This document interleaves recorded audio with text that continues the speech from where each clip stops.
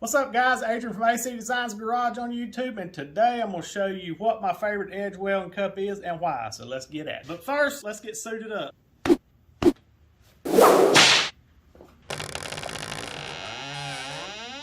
Alright, one of my favorite cups here, I've got a small assortment here, but it's the GL10. I use it because I do some exhaust, patch panel work, chassis fabrication on hot rods and pickup truck. The number 10 seems to suit me good unless I need to get in tight areas around a roll cage or anything. Then we can drop down to some of these smaller ones. They work good. They're like tools in a toolbox.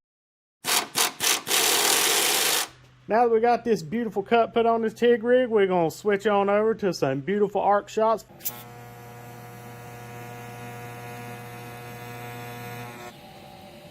I want to give a huge shout out to Edge Welding Cups because their tools make me look like I know what I'm doing. Make sure you go like, subscribe to their YouTube channel. That's how you support these people, and me too.